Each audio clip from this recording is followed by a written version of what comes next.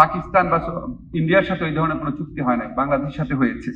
আমাদের এই সরকার দায়িত্ব গ্রহণ করার পর স্যার কতগুলা অসাধ্য সাধন করেছেন। আপনারা যারা ইন্টারন্যাশনাল ল জানেন তারা জানেন যে মধ্যপ্রাচ্যের দেশগুলোতে আইন কত কঠোর। স্যার আসার পরপরই আমাদের সংযুক্ত আরব আমিরাতে এবং মধ্যপ্রাচ্যের অন্যান্য দেশে 212 জন যারা জুলাই গণ অভ্যুত্থানের জন্য নিজের জীবিকা, নিজের নিরাপত্তা সমস্ত কিছু তুচ্ছ করে আন্দোলনে এসেছিল, তারা চাকরিচ্যুত হয়েছিল, জেলে ছিল। হয়তো তারা এখনো জেলে থাকতো, হয়তো তারা আরো 5-10 বছর জেলে থাকতো। তার নিজে পার্সোনাল ইনিশিয়েটিভ নিয়ে তাদেরকে ছাড়িয়ে নিয়ে এসেছেন। এরপর আরো যারা 24 জন প্রবাসী বাংলাদেশি ছিল, যাদের নিয়ে আমরা কিছুদিন আগে তাদেরকেও ক্ষমার আওতায় এনেছেন। স্যার পার্সোনালি চিঠি লিখেছেন।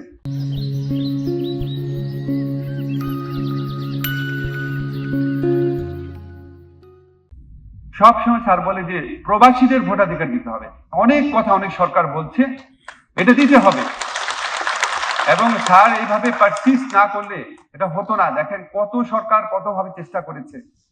আমাদের ইনশাআল্লাহ আমরা আশা করছি অন্তত 50 লক্ষ প্রবাসী ভোটার যারা নিবন্ধন করেছেন প্রথমবারের মতো ভোট দিতে পারবে।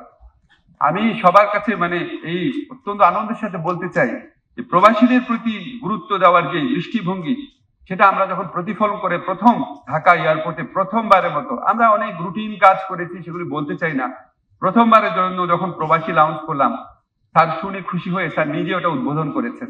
সৌদি আরবের সাথে আমরা প্রথমবারের মতো বাংলাদেশ একটা আনুষ্ঠানিক চুক্তি করেছে। চুক্তি করার সাথে সাথে ওদের ইম্প্যাক্টটা বোঝা যায় না, কিন্তু এটা ভালো ইম্প্যাক্ট অবশ্যই আসবে। আমাদেরকে সৌদি মিনিস্টার আমাকে বলেছেন যে তোমাদের অনেক সরকার অনেক চেষ্টা করেছে, এটা হয় নাই। আমাদেরকে বাংলাদেশি মিশনের মানুষজন বলেছেন পাকিস্তান বা ইন্ডিয়ার সাথে ওই ধরনের কোনো চুক্তি হয় নাই, বাংলাদেশের সাথে হয়েছে।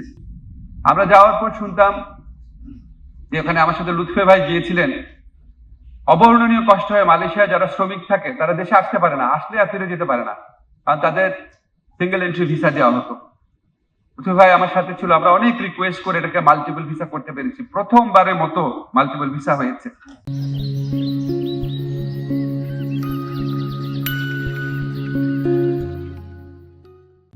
আমরা যা করেছি তা মোটেও যথেষ্ট না, আরো অনেক কিছু করার ছিল, কিন্তু আমাদের চেষ্টার কোনো ঘাটতি ছিল না। আমরা চেষ্টা করেছি এবং আমাদের চেষ্টার বিনিময়ে আমরা প্রবাসীদের থেকে যে রিটার্নটা পেয়েছি এই জুলাই গণ অভ্যুত্থানকালী সরকারের প্রতি, এটা অবিস্মরণীয়। তারা বাংলাদেশের ইতিহাসে সর্বোচ্চ আজকে যে $30.33 বিলিয়ন রেমিটেন্স এনেছে 2024-25 সালে, বাংলাদেশের ইতিহাসে এটা সর্বোচ্চ।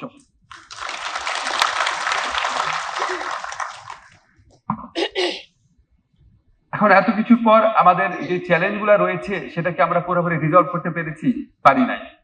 আমাদের এখন পর্যন্ত 2টা বড় চ্যালেঞ্জ রয়েছে। হুন্ডির যে চ্যালেঞ্জটা সেটা অনেকাংশে কমেছে আমাদের সরকারের প্রতি ভালোবাসা থেকে। আমাদের প্রবাসী ভাই বোনরা আমাদের রেগুলার চ্যানেলেই টাকা পাঠাচ্ছেন, ব্যাংকিং চ্যানেলের মাধ্যমে। কিন্তু এই যে মধ্যস্বত্বভোগীরা যে আপনার প্রবাসী কর্মীদেরকে চাকরি দেওয়ার কথা বলে নিয়ে যাচ্ছে, আমাদের বোন বলেছেন কি অবর্ণনীয় পরিস্থিতির সম্মুখীন হতে হয়। এগুলি জিনিস চেঞ্জ করার জন্য আমরা অনেক আইনগত পরিবর্তন করেছি। সাব এজেন্টদেরকেও জবাবদিহিতার আওতায় আনার ব্যবস্থা করেছি। যাদের বিরুদ্ধে কমপ্লেইন রয়েছে, আপনারা বেশি করে জানেন যে মালয়েশিয়ান সিন্ডিকেট, তাদেরকে আমরা সম্পূর্ণ ডিলিস্টিং করেছি। আমরা মালয়েশিয়ার ক্ষেত্রে অনেক কমপ্লেইন শোনা যায় সিন্ডিকেটের, আমরা স্ট্রংলি বলেছি আমরা সিন্ডিকেট হতে দিব না। আমরা এখানে প্রবাসী শ্রমিকদের থেকে অবৈধভাবে অনিয়ন্ত্রিত মুনাফা অর্জন করে যে সিন্ডিকেট হয়েছিল সেটা ভাঙার চেষ্টা করেছি, অন্তত হতে দেয়নি এখনো। তারপরে সবকিছুর পরও আমাদের মনে হয় আমাদের আরো অনেক কিছু করার আছে। আমাদের পরবর্তী যে সরকার থাকবেন তাদের যদি বাংলাদেশের মানুষের প্রতি মিনিমাম ভালোবাসা থাকে, নিজের মধ্যে যদি মিনিমাম ঈমান থাকে, যদি তাদের মধ্যে সত্যি মিনিমাম কৃতজ্ঞতা বোধ থাকে, আমরা যতটুকু কাজ করেছি সেগুলিকে এগিয়ে নিবেনই, তারা আমাদের চেয়ে অনেক বেশি সময় পাবেন। তারা আশা করি আরো অনেক বেশি ব্যবস্থা গ্রহণ করতে পারবেন প্রবাসীদের কল্যাণের জন্য।